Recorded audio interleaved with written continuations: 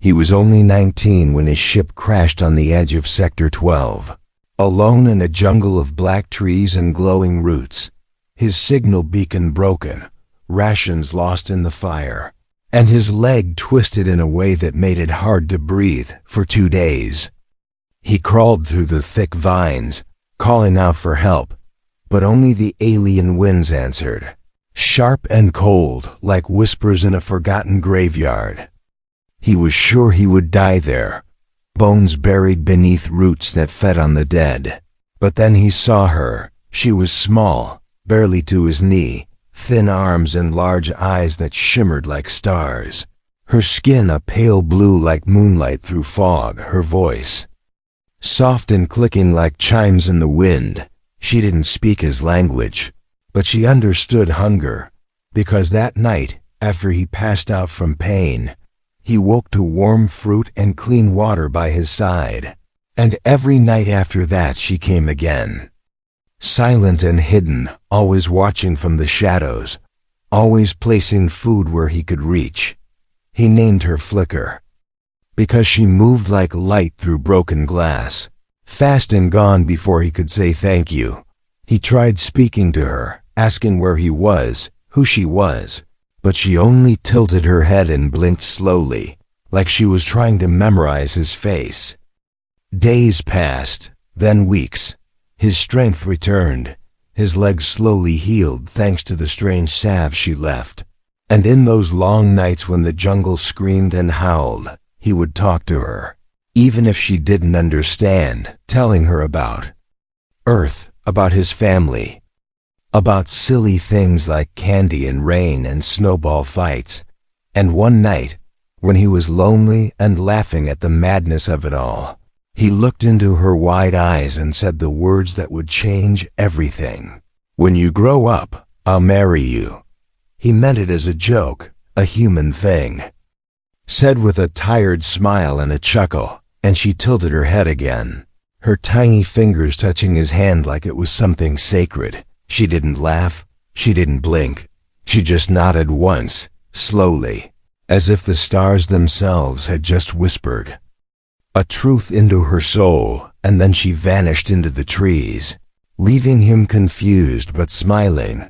The next day the rescue ship arrived, lights tearing through the sky, soldiers shouting his name, and in the chaos he looked back at the trees, hoping for one last glimpse of Flicker.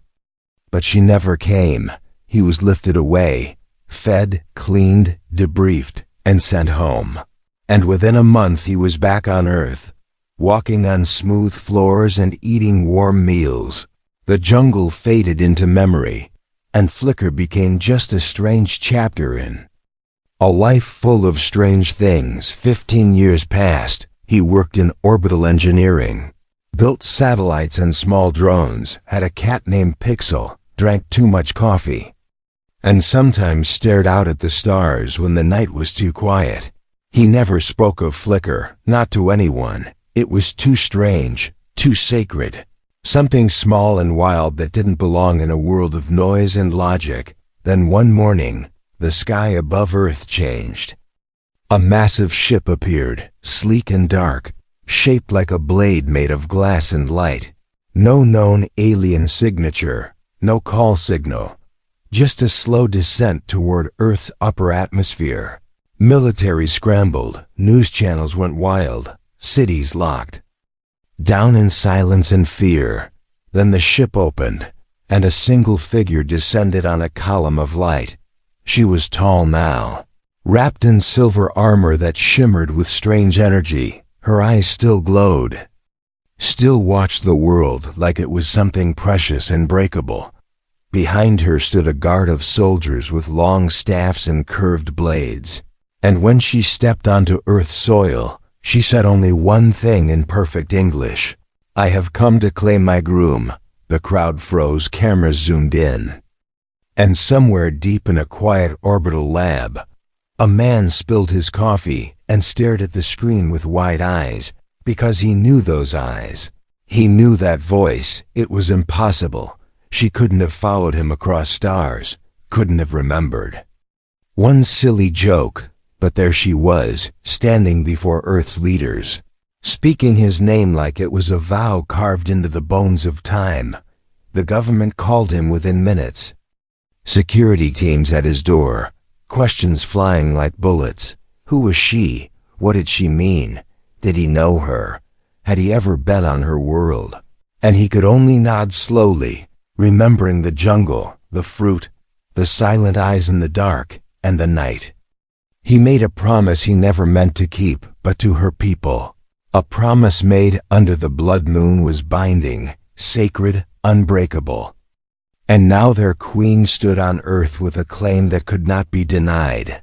Her words echoed through the networks. Her presence shook the balance of power, and somewhere deep in her starship, rituals had already begun. Ancient rites to prepare the soul of the groom. Her groom, he tried to speak with her, to explain, to say it was a joke, that humans say things they don't mean all the time. But she only looked at him with something more than hurt, more than anger. It was a kind of heartbreak wrapped in steel. A kind of sorrow that comes from building a kingdom on a single hope, only to see that hope flinch and pull away. I waited, she said in the old language. I built everything so I could come back for you. And before he could answer, before he could run, the guards surrounded him, not with weapons, but with honor, bows, and strange glowing ink pressed to his hands. The binding had begun, and the stars above Earth began to change again, because somewhere in that vast silence, something ancient had stirred, awakened by a promise that was never meant to be. And now the universe waited to see if a human heart could carry the weight of a vow written in stars and remembered by a queen. The news spread across Earth faster than light. Every screen lit up with her face. Every headline asked the same question. Who is the alien queen demanding a human groom? Military bases tightened security. Diplomats scrambled to understand her language, her origin, her power, but none of them knew the truth. None of them knew that the queen with silver eyes and a war fleet was once a quiet little girl hiding behind trees with a piece of fruit in her hand. She called herself Virile Queen of the Sithari Starbound, ruler of the 13 moons and bearer of the old vows. She stood in the United Assembly chamber like it belonged to her, wearing a long cloak that shimmered like stardust and armor made of some living metal that pulsed with soft light. Her voice was soft but strong, calm but final, and when she repeated her claim in front of Earth's leaders, silence fell so deep it seemed to press against the walls themselves. I have returned to honor a vow spoken under moonlight. I claim the human called Elias Wren as my life bonded. Elias stood behind a thick wall of security and armored guards, but no weapon could stop the weight of that gaze, the way her eyes found him through the glass, the way she looked not at a stranger, but at something long lost and finally found. He wanted to deny it, to say she was mistaken, but deep inside, something stirred. Something that remembered her name, or at least the name he once gave her, Flicker. He tried to speak to the committee, to explain it was a mistake, that he was just a crash survivor, that she had helped him survive and he had made a silly joke to make her smile. But to her people, such a vow was sacred, not a joke, not a game. It was a word woven into soul, spoken during the crimson rise, the moment when their moon touched the blood edge of their dying star, a time when any vow became eternal if made in kindness and witnessed by the stars. The assembly had no answer, no law for this. Earth had no treaty with the Sithari, no understanding of their culture or rituals, and yet the queen stood unafraid, patient, powerful, her fleet hovering in the sky above as a silent reminder that this was not a request, it was tradition, and if they denied her claim, it would be seen as insult, as betrayal, as war. They turned to Elias, They asked him what he wanted, if he was willing, if he remembered the girl, the moment, the promise, and all he could do was close his eyes and see her again, sitting in the dark jungle beside him, head tilted, hand brushing his just once, a child alone with a broken stranger, and a vow whispered between them like a secret prayer. He looked at her now and saw none of the child, only the queen, fierce and radiant. Her eyes never left his, not once. She had waited, built a kingdom on the foundation of that promise, and now stood here to take what was hers, not by force, but by faith. Elias agreed to go with her, not because he believed he owed her, not yet, but because something inside him needed to understand, needed to see the path between the girl and the queen, and why his words had meant so much. He was escorted onto her ship, a thing of living stone and quiet whispers, a place that felt more like a temple than a war vessel. The corridors pulsed gently under his feet, the lights soft and warm. Creatures moved without sound, all bowing to her, and when he stood beside her throne, she turned to him and spoke not as a queen but as Flicker. "You remembered," she whispered, her voice trembling just once, and then she led him down a corridor sealed with ancient glyphs, one that only opened at her touch, one that led to a room filled with old things, drawings, scraps, memories, his broken beacon, his carved initials. A crude figure made of jungle wood shaped like a human, placed carefully on an altar of vines and glass. This was her shrine to the promise. To him, Elias stepped back, breath catching in his throat. He wanted to laugh, to cry, to run, but instead he reached out and touched the figure, and in that moment, he understood. This was not obsession, it was faith. She had believed in a vow he forgot, and that belief had shaped her life, but not everyone on her ship believed as she did. In the shadows of her court, whispers stirred. Elders who feared human influence, generals who saw Elias as weakness, as contamination of their bloodline. One of them knelt in secret before a dark mirror, speaking words of betrayal to something old, something that moved beneath the moons, planning to end the bond before it began.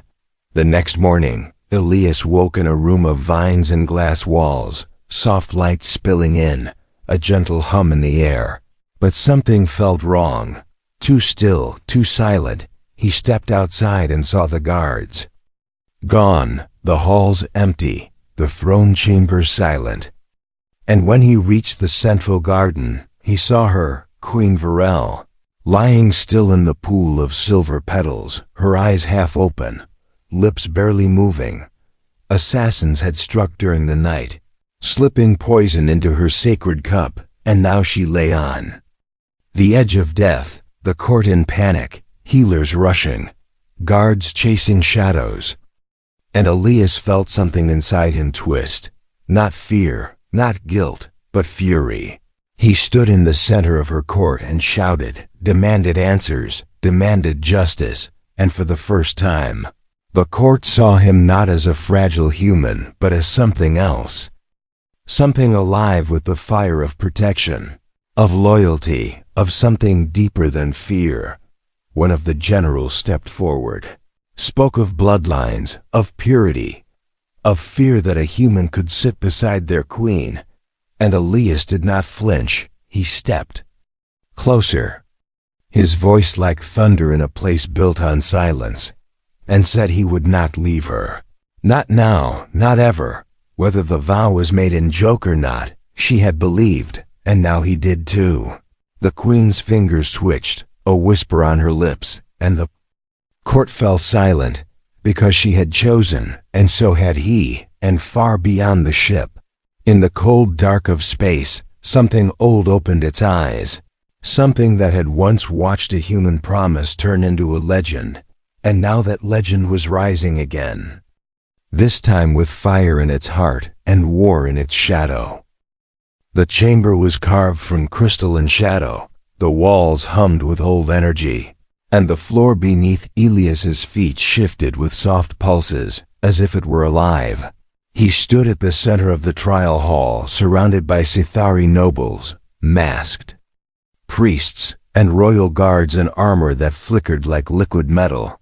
Above them all sat the elders, robed in black and silver, their faces hidden behind ceremonial veils, and beside them, lying weak but unyielding, was Queen Virel, her body wrapped in healing roots, her breath shallow but steady, her eyes open just enough to meet his gaze.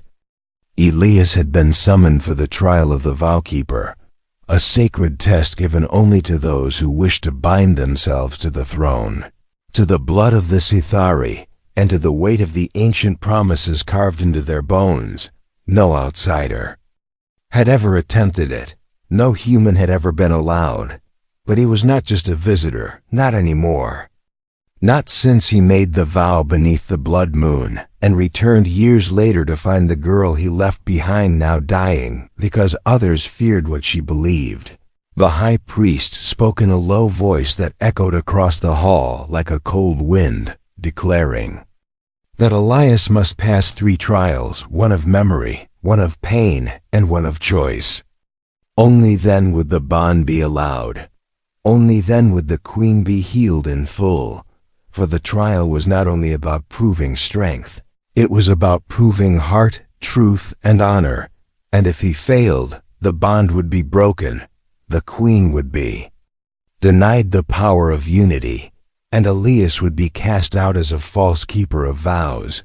The first trial began as the crystals around the hall shifted. Glowing with strange colors, a ring of light formed around Elias and the air turned thick. He saw flashes of the jungle, a flicker as a child, of the crash and the cold and the pain. But this time the memories bled together with strange visions. He saw himself walking away, never turning back.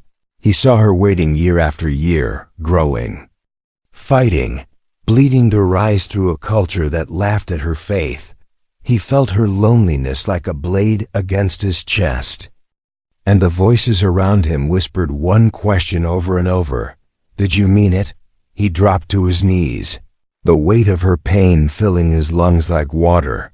And for a moment he almost cried out, almost begged them to stop. But then he remembered her face in the garden, her whisper as she touched his name carved into the shrine. And he stood again, his voice shaking but clear, saying he had not meant it then, but he meant it now. He would carry her pain if that was the price. He would bear the fire if it would light her path. The lights vanished, the trial of memory passed. The second trial was of pain, and it came without warning. The guards stepped forward and placed strange silver bands around his arms, chest, and temples. They pulsed once, and then he felt the sting, not sharp, not sudden, but deep and slow, like ice crawling into his veins and heat burning through his bones at the same time. He saw nothing, only darkness, only the echo of his own heart beating faster and faster until it sounded like drums of war. They whispered again, not words. This time, but emotions, regret, sorrow, fear, doubt, all pressing in like a wall of smoke. But in that storm of agony, he saw her again, lying in the pool of silver petals, her hand reaching for him, her eyes still believing, even in the face of betrayal. And he gritted his teeth, fists clenched, refusing to scream, refusing to fall. He whispered her name over and over like a spell, like an anchor. And when the bands finally released, his body dropped to the floor in sweat and blood. But his eyes stayed open, locked on hers. And the elders nodded in silence. The final trial was of choice.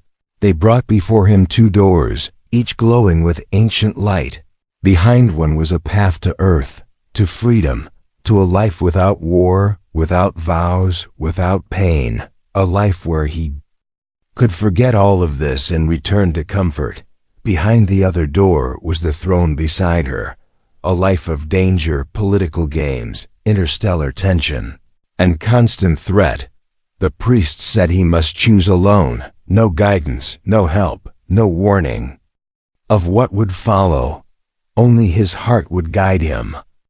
Elias stared at both doors, his body still aching, his heart still burning.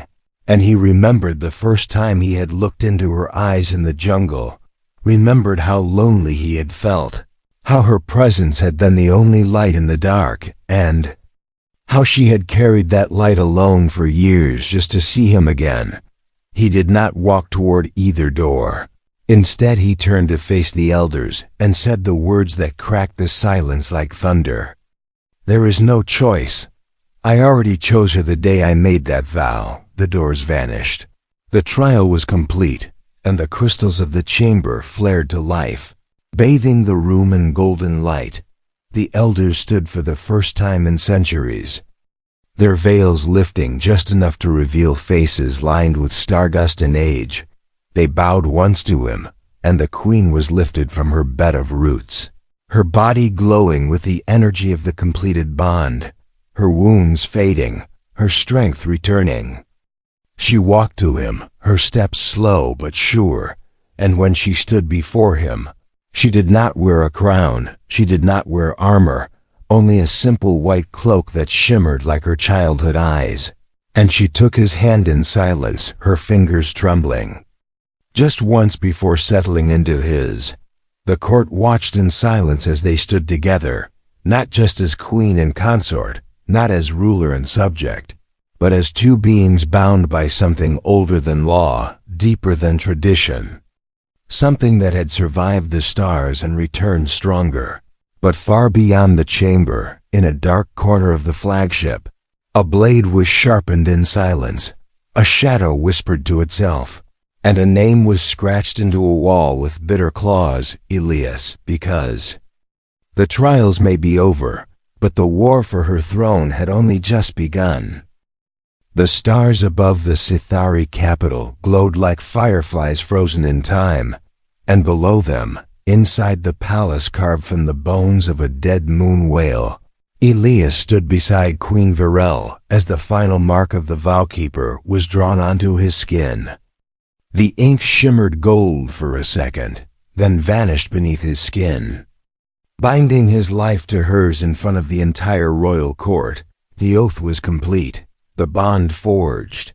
But the silence that followed felt heavier than celebration.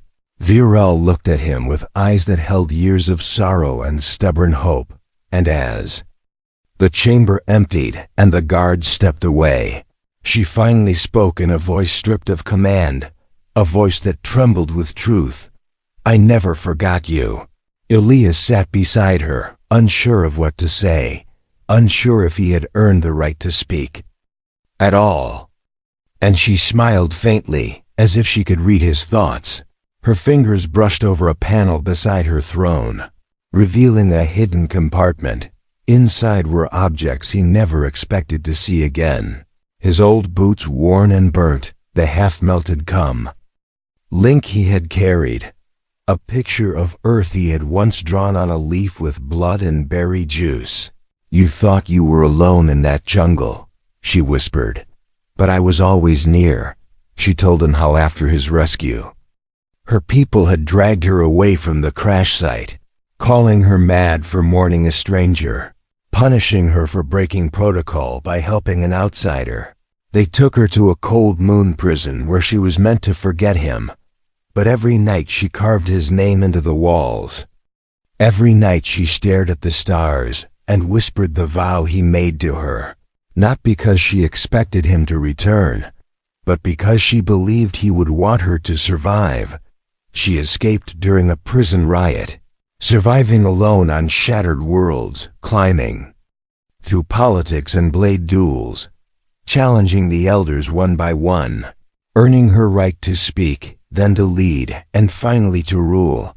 Her only fuel was that single moment when he made her smile, when someone saw her as more than a broken creature, hiding in the dark. And so she built a future where she could finally come back and say, "I remembered." Elias listened, feeling the weight of her story crash over him like thunder. The child he knew had vanished in fire and pain, and in her place stood a queen forged by a galaxy that never believed in kindness, and now he understood why she held on to that single joke like it was sacred, because it was the first time someone had offered her a future without cruelty. But not everyone was pleased that her strength had returned. Behind the palace walls, whispers stirred like snakes in the dust, and one of them wore the robes of a high advisor, Lord Cruxel, a man who once taught Virel the ways of the court, who once stood at her side in war, but now watched Elias with eyes full of poison. He walked the dark corridors late into the night, speaking to the shadows, speaking to something old that had been sealed beneath the royal catacombs for 1,000 years, something that once fed on broken vows and shattered thrones. He poured black liquid into the cracks between the stones and whispered Elias's name like a curse. And far below, something began to breathe. Elias remained unaware, spending his nights studying Sithari history, learning their ways, asking Virel about every tradition and word he did not understand. He did not want to be a puppet or a symbol. He wanted to earn his place beside her, not just through trials, but through truth. And with every lesson she taught, her eyes grew softer, her walls lowering piece by piece, but never fully gone.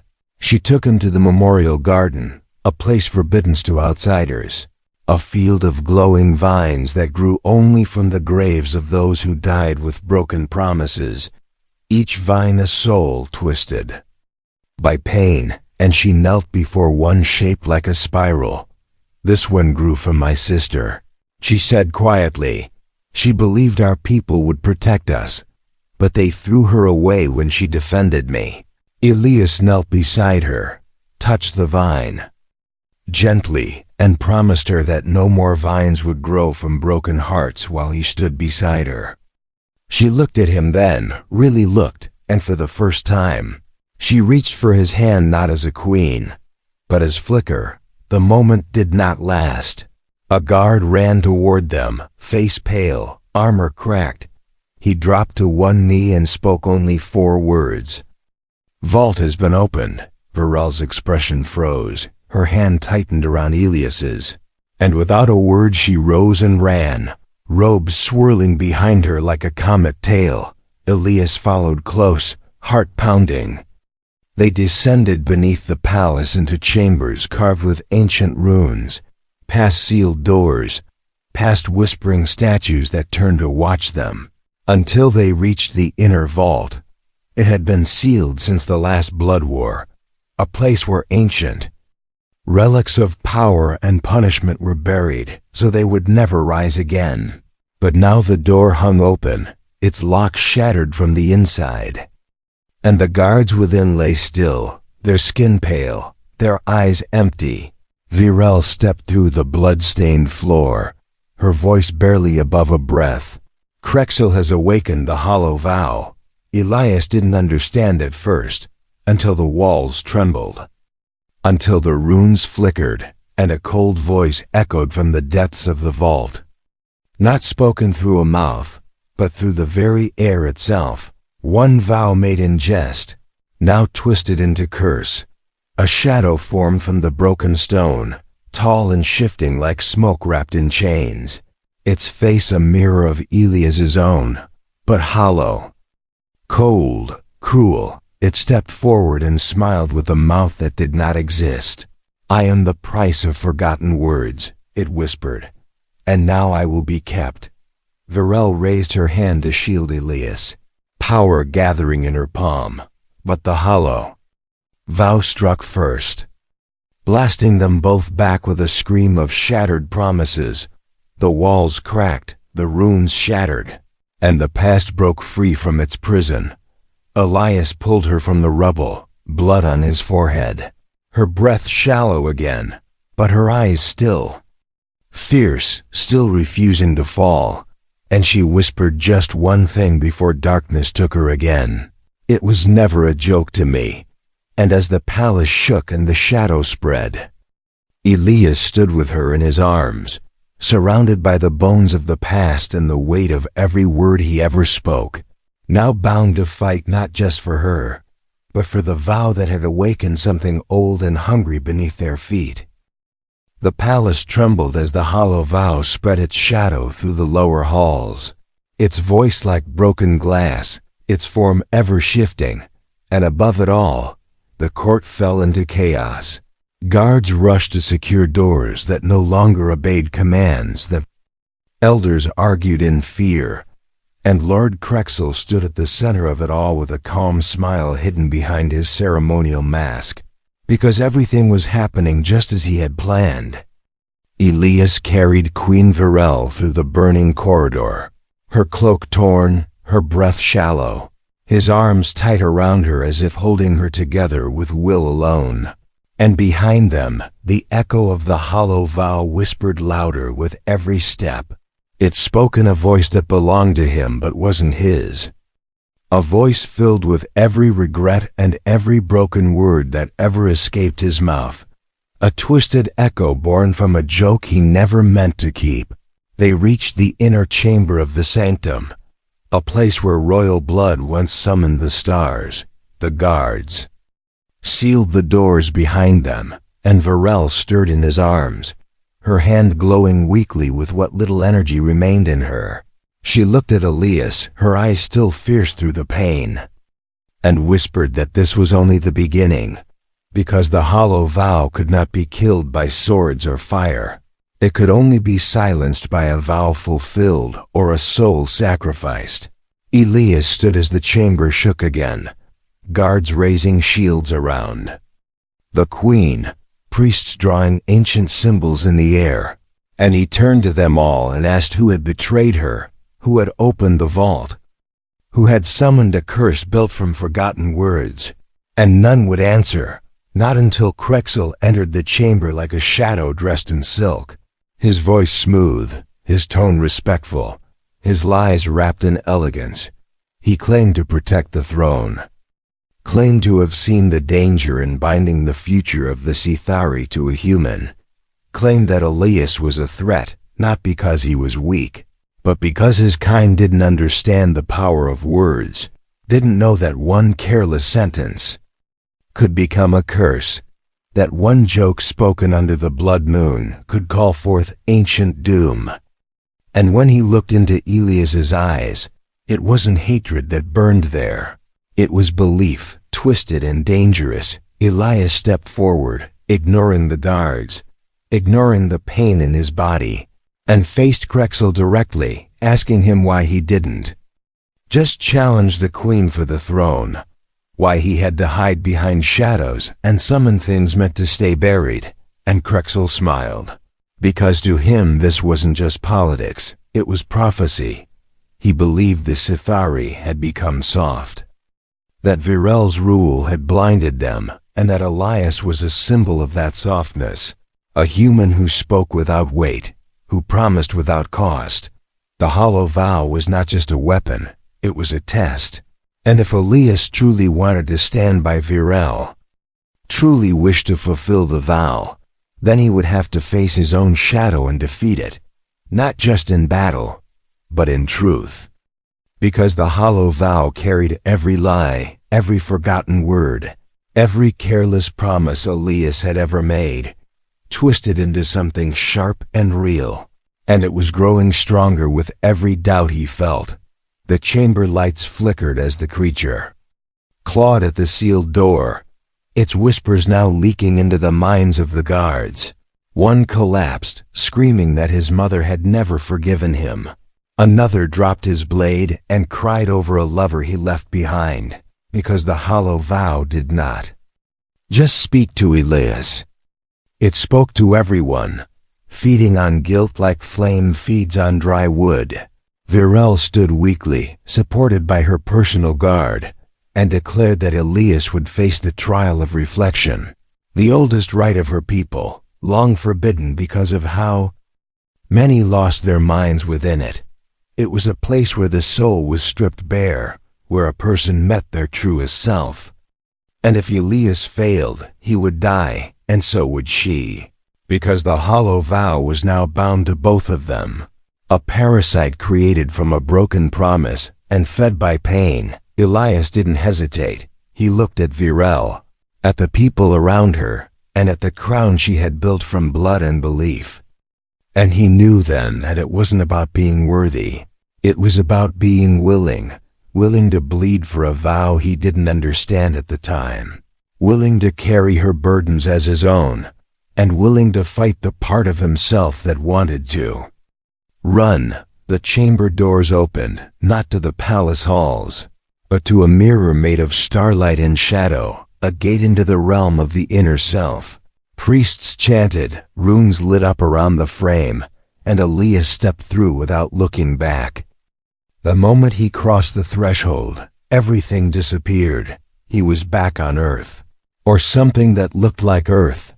A sky of red clouds and black rain, the streets empty, the buildings broken, and in the center of it all stood another him.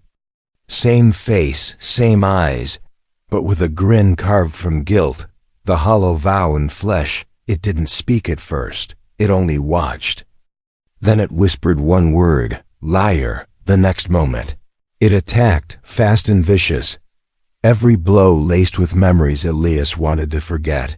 The time he promised to visit his mother, but didn't. The time he told a scared friend that everything would be okay when it wasn't. The time he said he loved someone just to make them stay. Every swing of its blade came with a voice from his past. Every cut made him remember who he had been. Elias fought back, not with skill but with truth, shouting that he had made mistakes. Yes, that he had broken promises, yes, but never to her, never to Flicker, never to the girl who saved him in the jungle. He hadn't understood the weight of his words then, but he did now, and he would never take them back. Because even if they were spoken in jest, she turned them into something beautiful.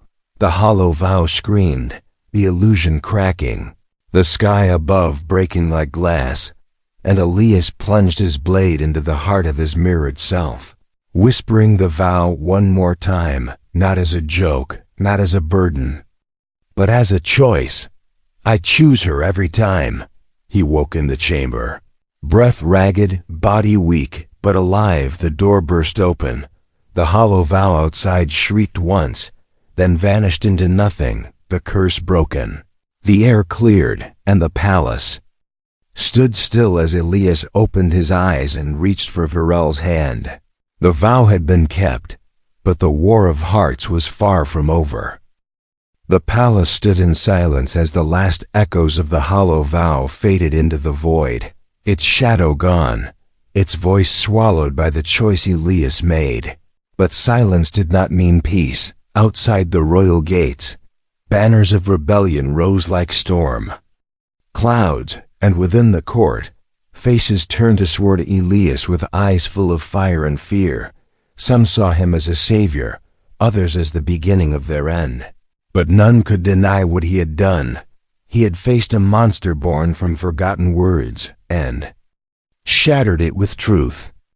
Queen Virel stood beside him, still pale from her wounds, but burning with purpose. Her voice rang out across the great chamber as she declared a new age, one where promises were not tools of power, but sacred ties of will and soul. She named Elias not just her bonded, but her equal, the first oath-bearer of the Sithari crown, and when she placed her hand in his, a ripple of ancient energy passed through the hall, awakening relics that had slept for centuries. But not all bowed.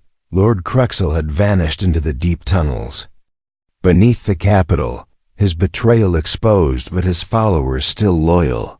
They had taken control of the outer defense towers, activated hidden war protocols, and sent a single message across the stars, a call to ancient allies sworn to the old blood, to the age of blades and purity.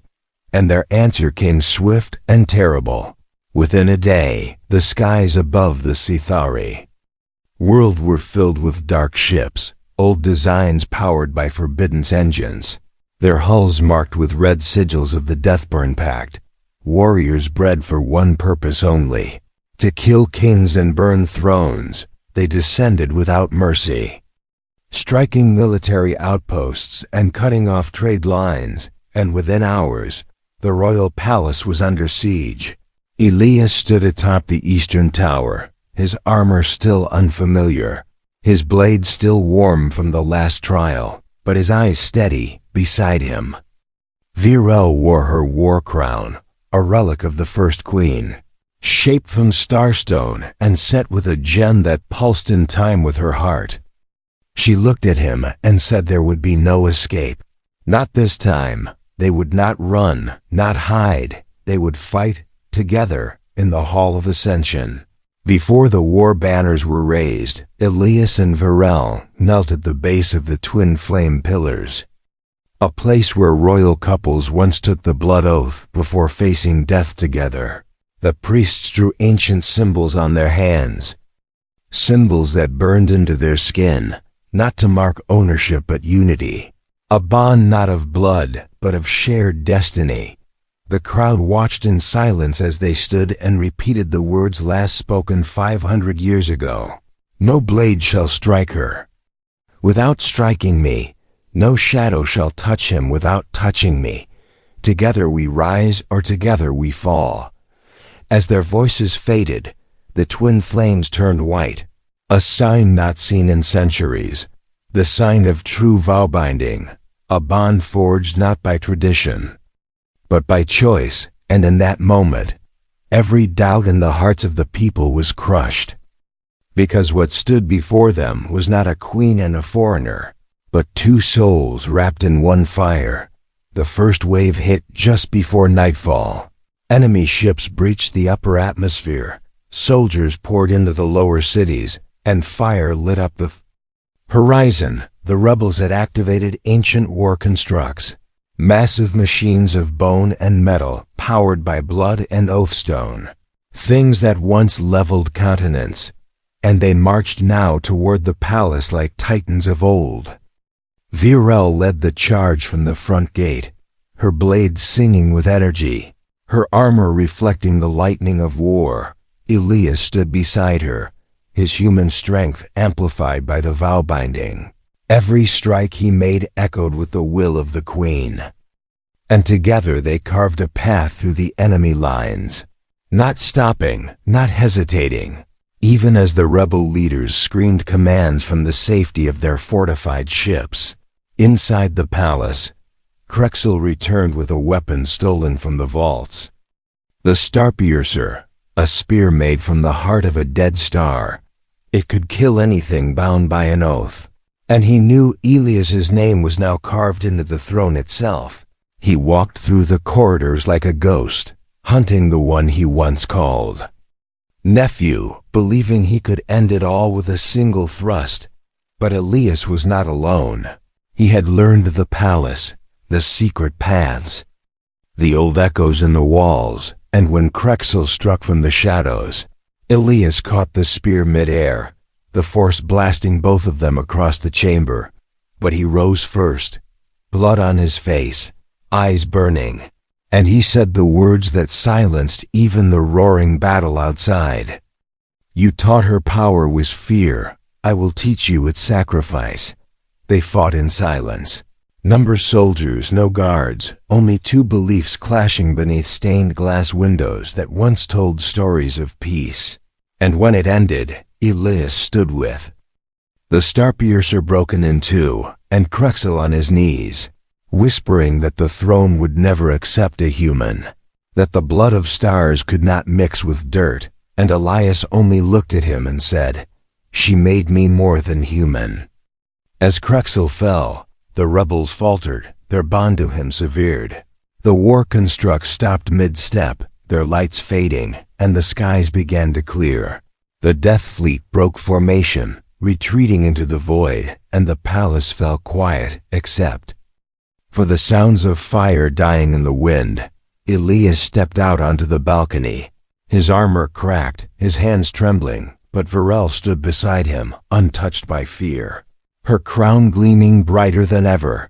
and together they raised their hands. The crowd below erupting in one voice, one oath, one cry of unity that shook the moons themselves. The blood oath had been kept, the final battle won, but above them, in the distance between stars, something else watched, something older than promises, something that waited for the next vow to be broken. For now the galaxy was silent, but silence never lasted long.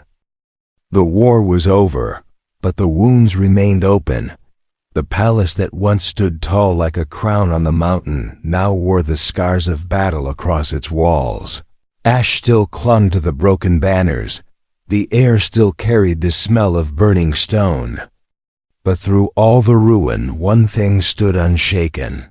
The vow that had started it all. The promise made in the jungle under a dying sky. And the girl who never forgot it.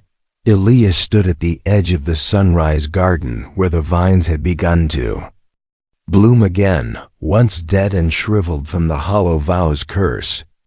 Now glowing gently with soft blue light, Virel moved beside him in silence, her hand wrapped gently in his, her crown gone, her armor traded for a simple robe woven by the temple hands. She had ruled with fire and steel, but today she walked like the girl who once followed him through the trees with curiosity in her eyes. The elders had gathered in the heart chamber, the sacred center of the Sithari world, carved into the bones of a moon whale that had fallen from the stars. It was here that the new order would be sealed, not with ink, not with blade, but with unity. The court no longer argued about human blood or broken vows, not after what they had seen. Not after Elias stood alone against the hollow vow and came back with its silence clinging to his breath like frost. As they entered the chamber, the priests began their chant, ancient words echoing off the walls like thunder and song. The energy in the air shifted as the vowstone pulsed in the floor beneath them. It recognized their bond now, not forced, not faked, but forged in blood and pain and truth. The vowstone tested the hearts of those who stood on it. And when Elias stepped forward, the light turned white. Not gold, not red, but white. A color said to appear only once in 1,000 lifetimes. A color of balance. Virel spoke first, her voice steady, strong, but soft enough that even the coldest elder leaned forward to listen. She told them that she did not choose Elias to start a war, but to end one, that his vow had reminded her people that honor was not born from blood, but from will, that her crown had no meaning unless it rested upon unity, not dominance. And when she reached for his hand again, no one looked away, because they saw it now, saw what she had seen for years. Elias turned toward them and spoke with no speech prepared, no lies rehearsed. Only his heart laid bare. He told them he had once believed he was a mistake stranded in a world that didn't want him, that his words were meaningless, that promises were just air. But Virel changed that, not by saving him, but by believing in him when no one else did. And that belief made him stronger than any weapon he had ever held. He promised not to wear the crown for power, but to carry it, so she didn't have to carry it alone. He promised to protect not just her body, but her dream, the one she carved from her sister's ashes and her mother's silence. And in that chamber, with the vowstone glowing under their feet, the court rose as one for the first time in centuries, and bowed.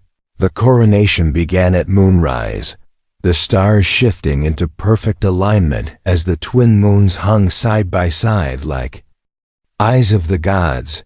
The people gathered from every city, every orbiting moon, every hidden colony, all of them watching as Elias and Virel stepped onto the platform made of light and wind.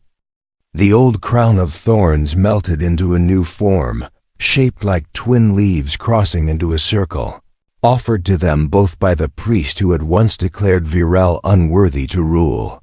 She placed half the crown on Elias's head, and he placed the other half on hers, not as rulers above a people, but as keepers beside them. And when their hands touched over the flame that had burned for 10,000 years, the flame turned blue, soft, gentle, eternal. But peace never comes without price, far beyond the stars. In a place where light forgets to shine, something stirred. Something ancient and broken. A being once known as the keeper of forgotten bonds. A creature that fed on words left unkept. It had heard the hollow vows cry before it died, and though the creature had no eyes, it turned its head toward the Sithari world and listened. Back in the palace, Elias awoke in the night to the sound of whispering winds. He stepped into the balcony and saw Virel already there, her gaze fixed on the stars, her expression unreadable. She turned slowly and told him that she had felt something shift, something old brushing against her soul like frost on fire. And Elias did not doubt her, because ever since the vow was sealed, their hearts moved as one. He asked if she feared the future, and she said yes, but not because of what might come. She feared losing the peace they had fought so hard to earn, feared watching people fall back into the habits of power and fear, but most of all, she feared forgetting the girl she once was, the one who held a human's hand in the dark and believed. It meant forever. Elias wrapped his arm around her shoulders and whispered that she would never forget, because he would remind her every day, in small ways, not with speeches or glory, but with laughter, with quiet moments, with simple truths that no shadow could erase. And when she smiled, it was the same smile he remembered from the jungle. Wild and unsure and full of light, below them, the city lights danced like a sea of stars, and for the first time since the day they met, there were no enemies at the gates, no lies in their mouths, no fear between them, only the promise that had outlived war, betrayal, and time itself. And far above, hidden in the dark between galaxies, the ancient watcher closed its eyes once more, whispering a single word into the endless void, kept.